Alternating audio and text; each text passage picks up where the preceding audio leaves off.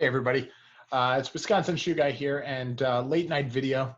Not dressed up. I'm not thinking about work. I'm just thinking about some shoes, and I wanted to complete the series that I've been doing on the George Cleverley shoe battles. So this is all about Adelaides. So what is an Adelaide? In case you haven't watched the rest of the series, an Adelaide is a shoe with this beautiful U throat on it.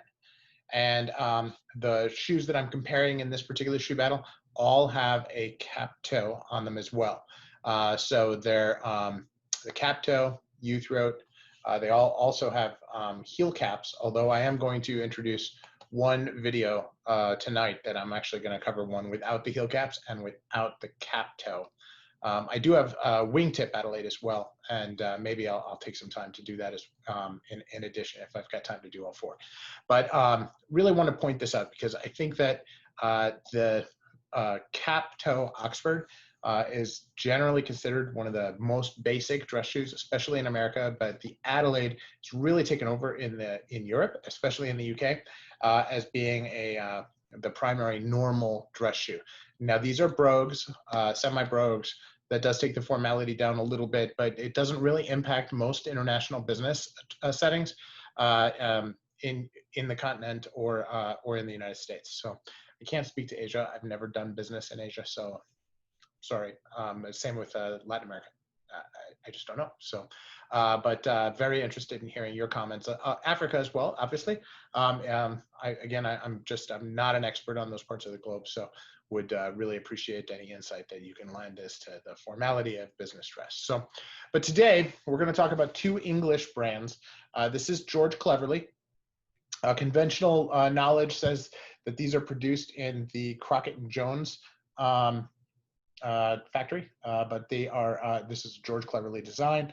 Cleverley is best known as a bespoke maker out of London, and this is a pebble grain, and it is a cap toe on a chisel last with these beautiful rises. This great chisel this way, and then they have a very subtle ramp there as well. This is Goodyear welted on machines. And you can see the grooving that they use the machine to iron in on the edge there. I'll show you some hand welted shoes in another video where you can see that they take a totally different tack on it. Beautiful sole work, fiddleback waist, tapered heel, tapered this way. Okay, but this has a split seam as the heel cap, peak heel caps. Just a very nice all-around shoe. One of my favorites, which is why I'm doing my first individual shoe battle against all the other shoes in the series with this one, because I'm really happy with the shoe, and I feel like it's just one of the best, and want to help share the way I criticize against the others.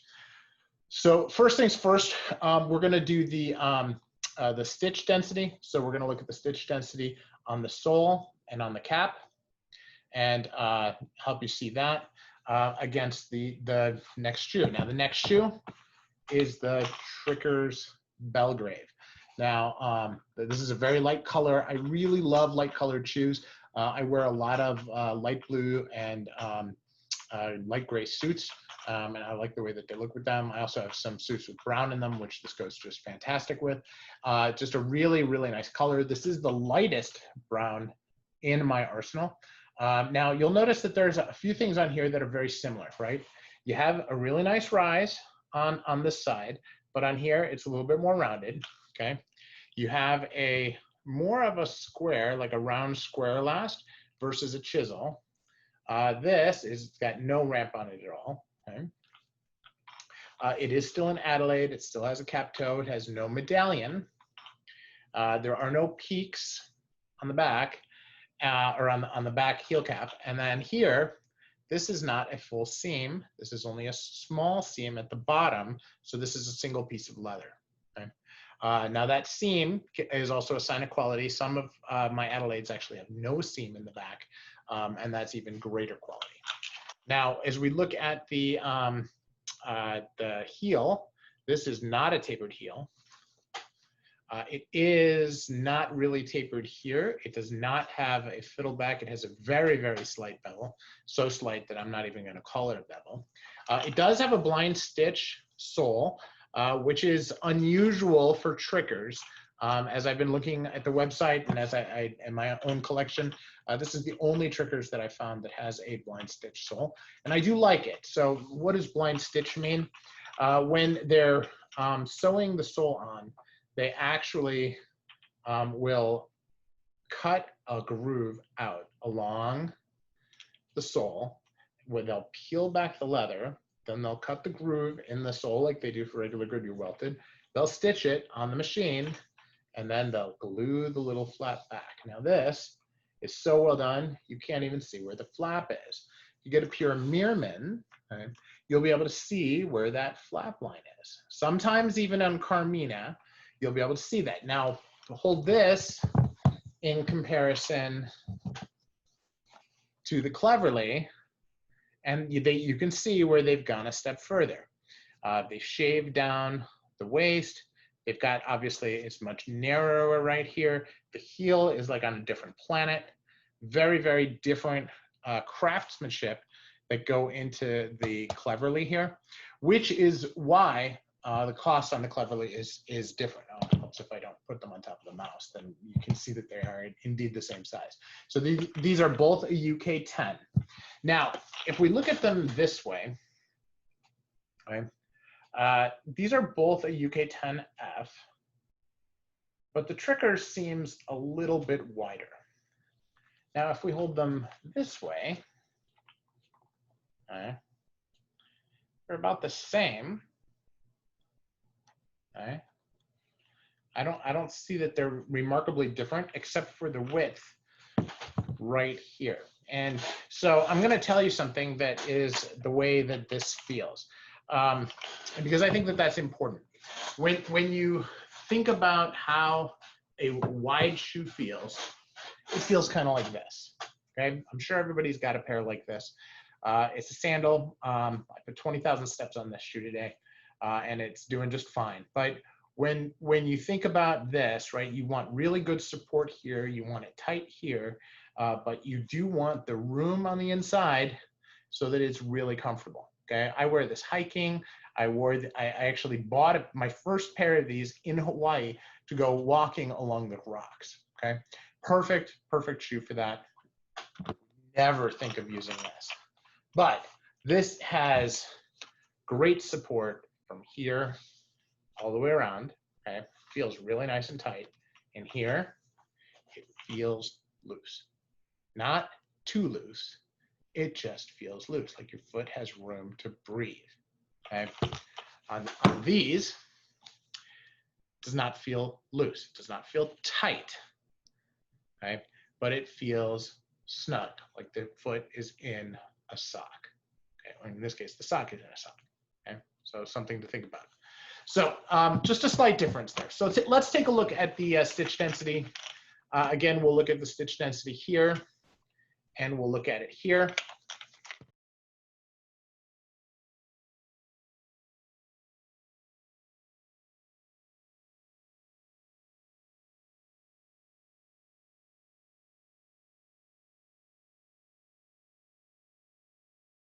And you'll notice that the stitch density was right about the same. So real happy with that. I feel like that's a really good mark of quality. When we look at the waist of the shoe and the way that the heel is constructed in order to accommodate the waist, I have to give just huge cred to George Cleverley. This is just a much higher quality. It does feel like this is more formed to my foot. So the narrow waist is something you can feel when you walk. Now, the beveled heel, okay, that is a huge difference in the heel. This feels more stable. So if you're doing a lot of walking and you're not comfortable on your feet, you're in a strange city, you're walking up and down strange hills, there's a lot of stuff on the angle, this is going to feel better than this. However, if you're comfortable and you're walking around your office and you're walking into a court or whatever you do for a living, and it's just the normal course of business, this is going to be fine. Okay, it's not narrow, it's not like a lady's high heel, but it is just enough more narrow that you'll be able to feel it like in inclement weather. Okay, So that's just something to think about. Now, now I did not get trees with the Cleverley because I have a number of trees because I sold some shoes. So that is, I'm just using regular trees. But the trickers came with these lovely trees, which I want to talk about for a second. This is a limewood tree. Now, if you're from the States, we don't see a lot of shoe trees that are not made out of cedar. Okay, and cedar is great. Cedar is very absorbent, and cedar smells great. Okay, limewood, no smell. It smells like wood. Okay, but you can see this has got a really nice varnish on it, but there's no varnish here. The reason for that is limewood is very absorbent. Okay, it's a great wood for shoe trees. It absolutely holds the shape of the shoe, and it sucks the moisture out of the shoe. This has got a really, really nice bevel in it, okay, which is again something you don't see on a lot of American shoe trees, okay, and is a great option there. So it gets a lot of air circulation under the shoe.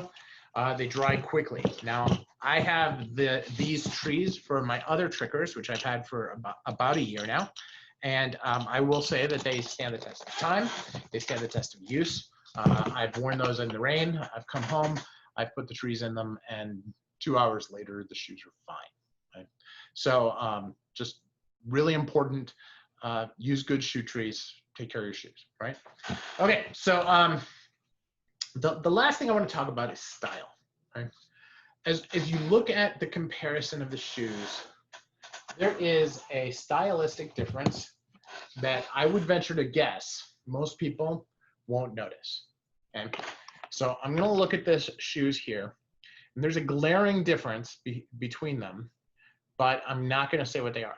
I'm going to count to 5, and you can figure out what they are. Now, it's not something I've talked about, so it's not the medallion, it's not the width, it's not the fact that this is a texture and this is plain. Right?